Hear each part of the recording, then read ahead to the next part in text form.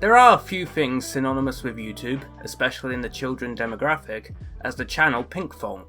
Created in 2011, Pinkfong saw success by tapping into the rapidly growing children's entertainment section of YouTube, posting children's songs coupled with original animations on a regular basis.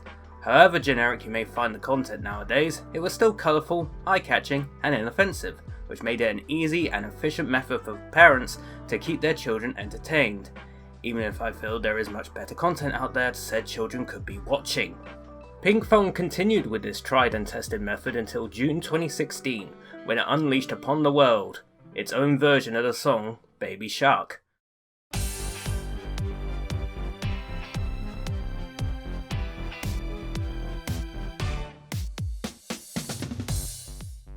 Originally a campfire song dating back to the 20th century, Pinkfong's take on Baby Shark soon went viral, thanks to the simplistic and addicting nature of the song, as well as the eye-catching animation that came along with it. The video's view count kept rising consistently over the next few years, and certain worldwide events in 2020 helped accelerate its view count even further, eventually displacing Despacito as YouTube's most viewed video in November of 2020.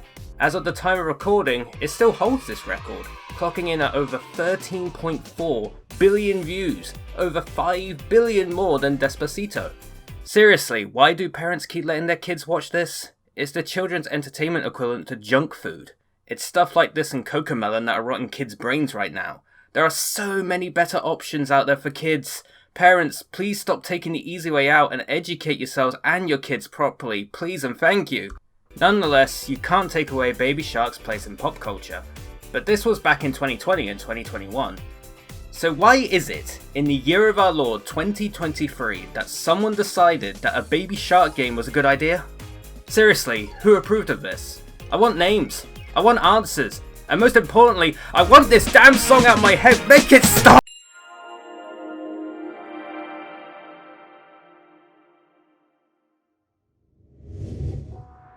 Baby Shark Sing and Swim Party was released in September 2023 for PlayStation, Xbox, Switch, and PC, developed by Recco Technology and published by Outright Games.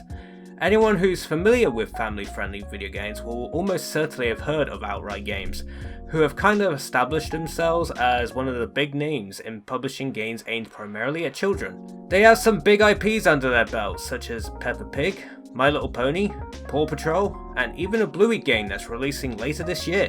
They also published a kart racer based off the Ryan's World YouTube channel.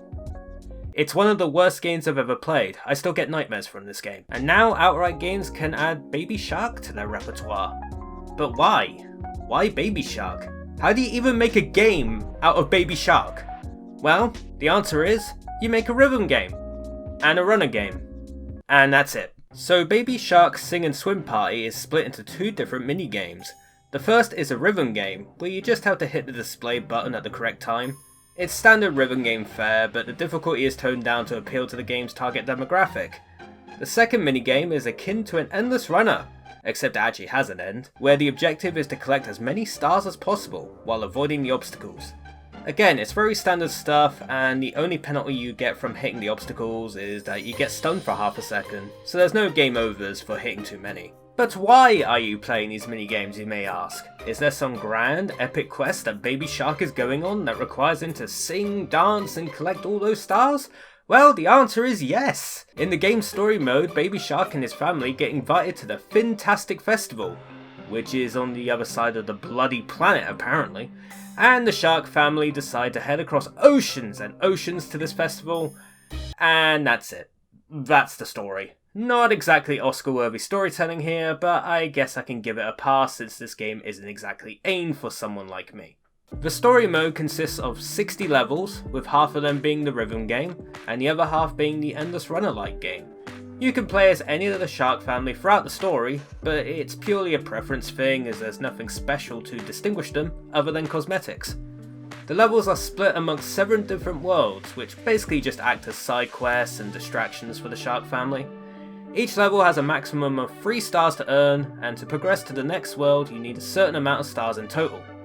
30 songs are represented in this game, with each song getting its own rhythm and runner level, The rhythm version of the song is the original track with full vocals, while the runner levels only used an instrumental. What shocked me the most about this is that there are at least 30 whole songs associated with Baby Shark, and quite a lot of them are just remixes of Baby Shark. Heck, there's a version of Baby Shark called Baby Sharkcito. It's like they knew who they were going against. And to make matters worse, while writing this script, I found that Luis Fonsi, the guy who sung Despacito, collaborated with Pinkfong and made his own version of Baby Shark. How far does the Pinkfong cinematic universe go? Also, I found out Baby Shark's actual name is Brooklyn. Go figure. The rest of the family aren't cool enough for proper names though. But yeah, that's pretty much the game. You sing, you swim, and the party is a festival, which, because of all the distractions the Shark family got themselves into, they arrived late for. Makes me wonder how far away this festival actually was. And also how late the festival was in sending out the invitations. You couldn't have sent them out a little earlier? But through the power of friendship and main character powers, the family are allowed to perform, and they end up winning the big prize at the festival because of course they do. And now we've come to the big question. Why on earth did I buy and play this game? Clearly this isn't targeted towards me. Have I become psychotic? Have I derived some sort of masochism that makes me enjoy these sorts of games? No. Okay, maybe. There are two main reasons why I bought and played this game. The first is that I didn't actually buy this game. I won a code through a contest on Outright Games' Discord. Thanks to them for the code, but because I won it and wasn't given a code for promotional purposes, I'm free to say what I like. The second reason is that these type of games tend to have very easy achievements. My Friend Peppa Pig only took an hour to complete. My Little Pony only took 2 hours. Does Baby Shark fall into the category of an easy and quick achievement game? Kind of? Baby Shark's Sing and Swim Party has 32 achievements, and already there's one massive issue with this achievement list. It has achievements worth 7 Gamerscore. And even worse, there's 10 of them! Very appropriate for the month of spooks. There's an unwritten rule in the achievement hunting community that any achievement that has a Gamerscore value that doesn't end with 5 or 0 is actually the devil's spawn. So the fact that there are 10 of them here makes this game's list equivalent to Satan himself. Apart from that, this list is pretty standard and generic, with a few caveats that I'll go over a bit later. For now, the first achievement you're most likely going to get is the Let's Go achievement for completing one of each type of level, so you'll be getting this one after completing level 2. The next achievement you'll most likely unlock, unless you're bad at video games like me, and the first of the devil achievements is You're Awesome, which requires you to complete 6 levels with a perfect score. This doesn't mean just freestyling the level, however. On the rhythm levels you have to hit every note perfectly.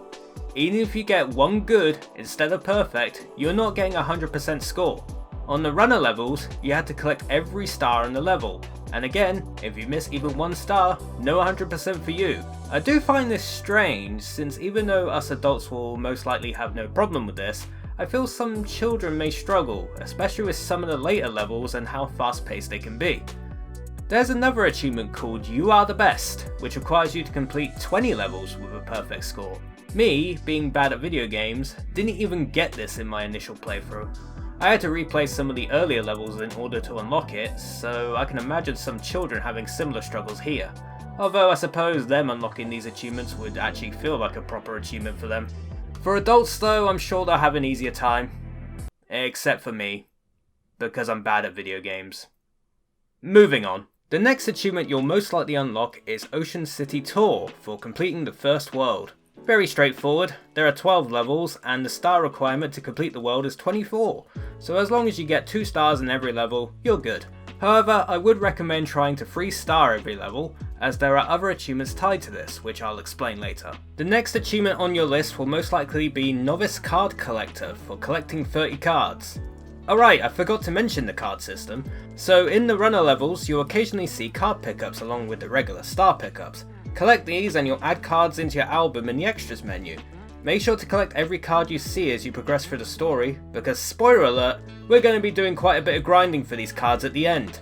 I'll explain more later on in the video. As you progress through the second world, you'll pick up the achievements Beginner Singer for completing 10 song levels, Song Master for mastering 10 songs, mastering just means 3-starring the level, Beginner Runner, which is another one of those Demon 7 Gamerscore achievements for completing 10 runner levels, and Visit the Reef for completing the second world. All very standard stuff, should come to you no problem, except maybe for Songmaster if you're not very good at rhythm games. Moving on to the third world, you'll most likely be picking up the achievements Newbie Sticker Collector and Motivated Tailor if you haven't already. Once again, those Gamerscore values make me sick. Newbie Sticker Collector requires you to collect 8 stickers, and from what I've seen, the stickers are tied to the card system. I don't know exactly what the unlock requirements are for the stickers, but as long as you keep collecting cards, you'll get the sticker achievements too. As for Motivated Tailor, this requires you to unlock 5 costumes, which serve as the customization options for the shark family. From what I've seen, it seems like costume unlocks could be tied to the amount of stars you've earned in the story, so as long as you keep 3-starring levels, you should unlock the costume achievements along the way. Once you complete the third world, as you've probably guessed, you'll earn another achievement, Going Down to the Deep. As you progress into the fourth world, you may have noticed yourself earning duplicate cards in the runner levels. These duplicates actually tie into a leveling system for the cards. Yes, you heard that right. This Baby Shark game has a leveling system for cards, which is strange since the cards serve no purpose other than for collecting. It kind of feels like an attempt to pad out the runtime of this game, but I digress. Once you reach the maximum level for 15 of these cards, which is level 3, you unlock the Level Up 1 achievement. Great name for an achievement, by the way. I will mention that for the majority of the cards, you'll have to collect 6 of them to reach the max level, so be prepared for a grind later. The rest of the achievements in this game pretty much boil down to either doing more of what I've previously explained, or through progression of the story. For example, the next achievements you'll get are Skilled Singer for completing 20 song levels, Talented Runner for completing 20 runner levels, and Shake and Relax in Tropical Bay for completing the 4th world. If you've been 3-starring all the levels along the way, you'll also unlock Song Genius for mastering 20 songs. Over halfway done everyone, just hold on for a little longer. As you complete the next couple of worlds, you'll undoubtedly unlock the achievements Experienced Card Seeker, Professional Sticker Collector, and Level Up 2, all to do with the cards you've been collecting. You'll also be happy to know that these are the last 7 Gamerscore achievements in the game. No more odd-numbered achievements, hooray! Of course, you'll also unlock the achievements for completing the 5th and 6th worlds, which is a bonus. As we move on to the last world, Fantastic Festival, you'll probably wonder, like I did, how Baby Shark has so many songs. I guess once you get the cash cow, or in this case shark, you gotta milk it dry, yeah? Except you can't milk sharks. You'd probably get eaten if you try. Anyway, the final world, where we will unlock a whole load of achievements. First up is Star Runner, for completing all the runner levels. You'll get this one after completing the penultimate level. Moving on to the final level, I would like to mention again how the later parts of the game do kind of ramp up the difficulty significantly. While most adults should still have no trouble completing the levels, I do feel like children may struggle even getting to the end of the story mode, what with how fast some of the later levels can get. If you're a parent and you bought your child this game, be prepared to step in, because I'm sure you'll get asked to help eventually.